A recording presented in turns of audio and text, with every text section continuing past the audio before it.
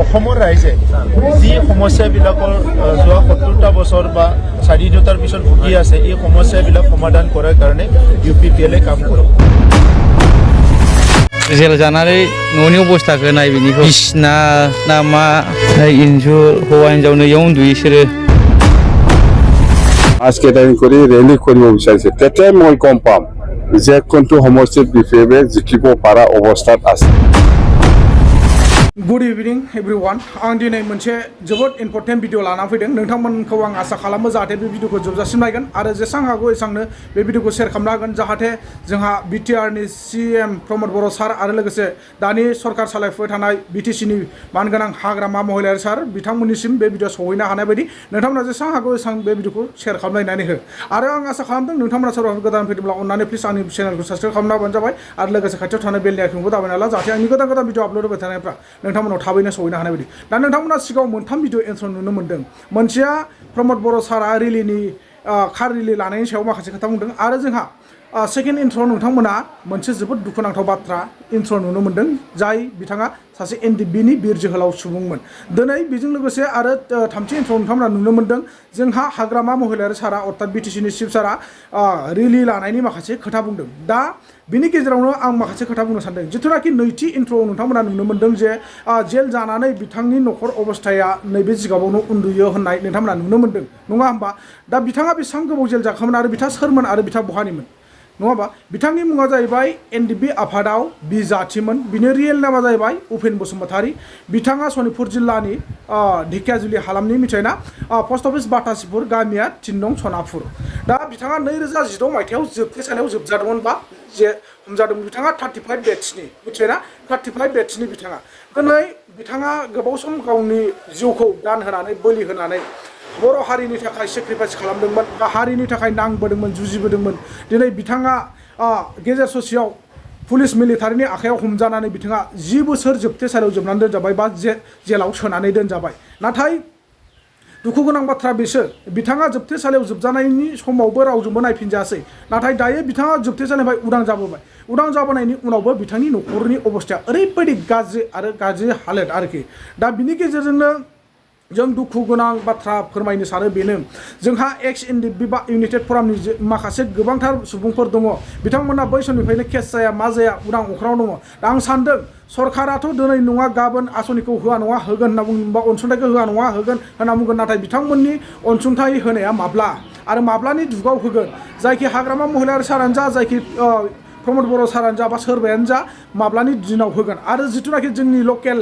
MLA Ashok Sinhal सार बिथांमोना माब्लानि जुगाव होगोन जों बेखौ आसा खालामबाय थाबा जानाय नङा दिनै बिथाङा जानो थाखाय खबसे ओंखामखौ सेरसे माइरं बायनानै जानांगासिनो दङ फिसाला सासे कलेजाव फरायगासिनो दं ढेकियाजुलि एलिकेटि कलेजाव दिनै गथ'नो फरायहोनो जोबोर उसुबिदा जानानै दङ आरो लोगोसे गाव हाजिरा मुजिरा मावनानै बोथिसे ओंखामखौ बायना जानांगासिनो दङ नाथाय दिनै बिनि न'आव बां गैया माने बाहेरफ्रावनो संनानै जालाबायनो गोनां जायो न' गंसे फिसा लुदों आरो बेजों लोगोसे दिनैनि दिनाव माने गथ'खौ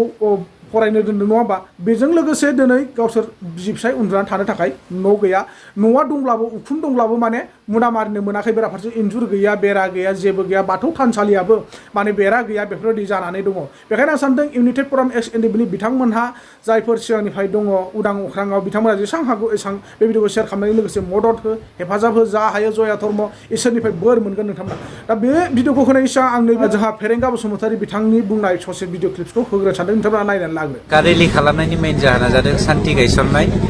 थांनाय 5 बोसोराव UPPL दोलोआ मानगेदेर प्रमोद बर' बिथांनि दैदेननायाव सरकार दानाय समाव जुगामियै सान्थि गायसननो हादोंमोन BTC आवहाय नाथाय हाग्रामानि दैदेननायाव BPF सरकार फैनाय लोगो लोगोनो असान्थिया सृष्टि जादों हारिजों हारि दाङाबाजि सोमजिफिनदों आरो जोंनि गेजेराव जौ जुवाया बांद्राय जानायनि उनाव सिखाव डाकाइटनि एक्टिभिटिसा बारा जादों एन्टि ससियेल एलिमेन्टनि एक्टिभिटिसा बारा जादों बेनिखायनो 35 लाख जाति जनगोष्ठीया भारतीय नागरिकआ दिनै सान्थि नागिरनायखाय मानगेदेर प्रमोद बर' बिथांनि दैदेननायाव जोंनि पार्टिया मेगा कार रेलि खालामदों बिनि मेन अबजेक्टिभआनो जादों सान्थि गायसनफिननाय NDFB नि फेरेंगा बसुमतारी बिथां अर्थात UPPL नि फेरेंगा बसुमतारी बिथां अर्थात EM मोन बिथाङा नङा होमबा दा बिथांनि बुंनायखौ नोंथांमोना जोबजासिम नुनो मोनबाय बा मिथिनानै मोनबाय बुजिनानै लानो हाबाय दा जाय हक आं बिनि सायाव बेखौसो बुंनो सानदों नोंथांमोना सोरबा कार रेलि ला बाइक रेलि ला बासनि रेलि जा बा थार बायदिसिनानि रेलि ला जोंहा बेखौ बुंनांगौ जेबो गैया नाथाय नोंथांमोना बैफोरबायदि रिलि लानायाव गैयाबाबो सानसेनि थाखाय नोंथांमोना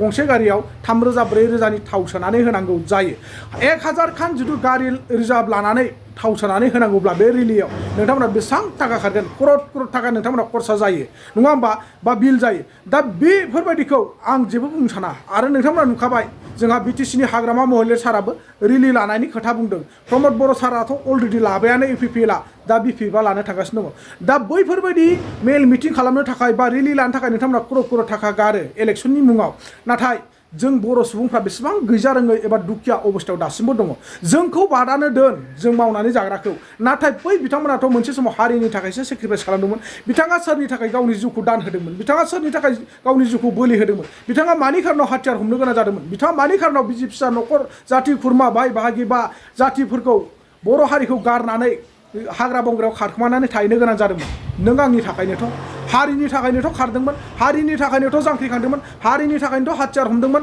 हारिनि थाखायनोथ' गावनि जिउखौ बलिदान होनो गोनां जादोंमोन हारिनि थाखायनोथ' पुलिस मिलिटारिनि आखायाव हमजानो गोनां जादोंमन बुख्रुब सुख्रुब खालामजानो गोनां जादोंमोन नङा होमबा दा नैबेखौसो नोजोर बोनानै जों सानदों जाहाथे नैबे जोंहा बि जाति बिथां अर्थात उपेन बसुमतारी बिथांखौ जोंहा 35 बेट्सनि मानगोनां नैबे NDFB सार बा आदामोनखौ जाहाथे सहाय होयो बा नायफिनो आं बिनि थाखायसो गोबां माने गोसोआव दुखु मोननानै दिनै बे भिडिअखौ लाबोनाय जादों आं बेजों लोगोसे रिकुवेस्ट खालामदों आङो QR क'ड होनानै होगोन नोंथांमोननि अननायानो आंनि अननाय नोंथांमोना जा अननाय हरगोन आं बेखौ बिथांनो हैगोन आरो भिडिअ लानानै फैगोन बिथांनि फारसे मोजाङै आं थांनानै खुदनो थांनानै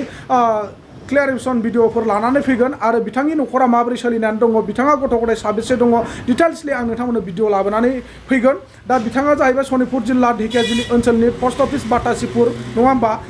गामिया 3 नं सनापुर दा नोंथांमोन बे गामियाव आं थांनानै भिडिअ लाहैगोन आरो बेखायनो आं सानदों आंनि नैबे स्किनाराव नोंथांमोना जेसेबां हागौ एसेबां जया धर्म इसोरनिसिम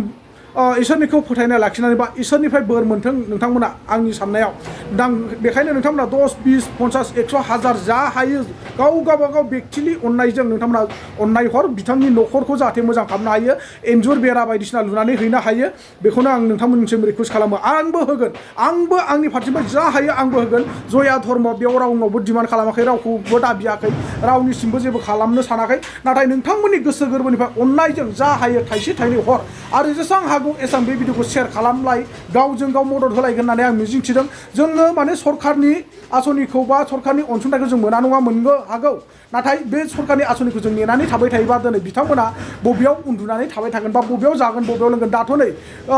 मेसें बोथोर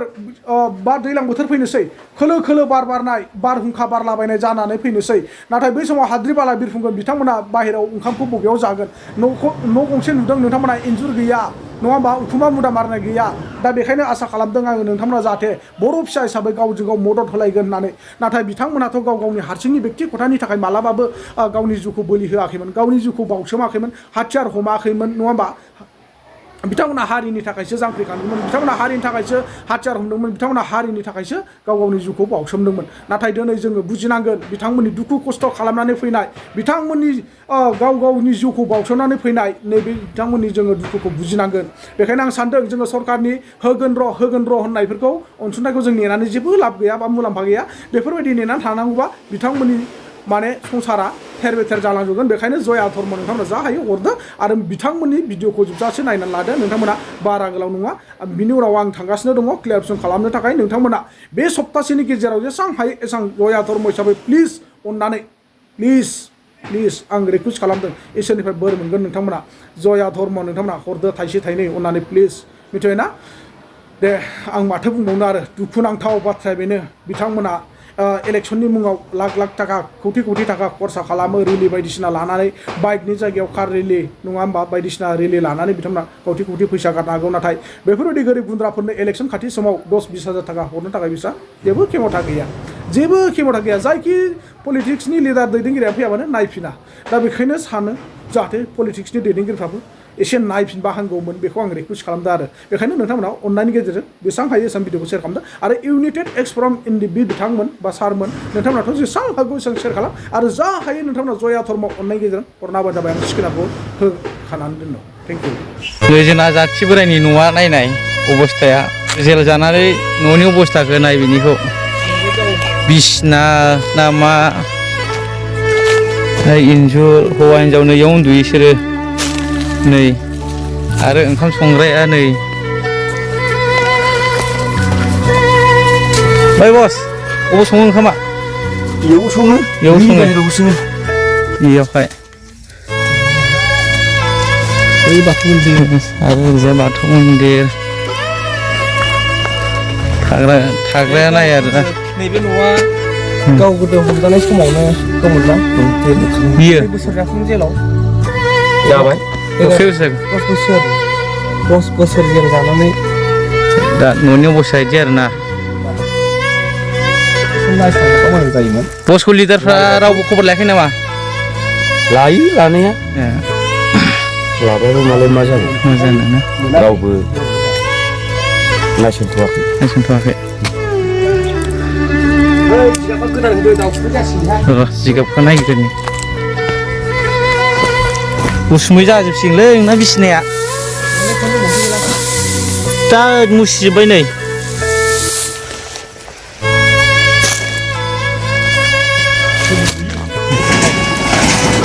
माला बानायनो सानदों न'खौ नै बेरा दुमनो लाबोनाय जगारफ्रा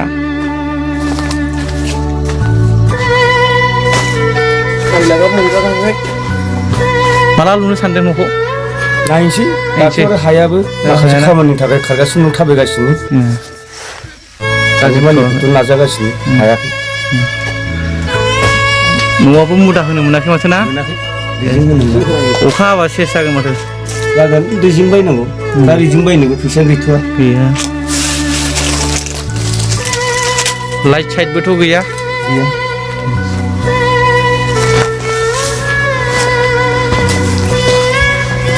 ओंखाम संग्राया बना आरो नैबे ओंखाम संग्रा बेबो ओरै बाथौ थाबाय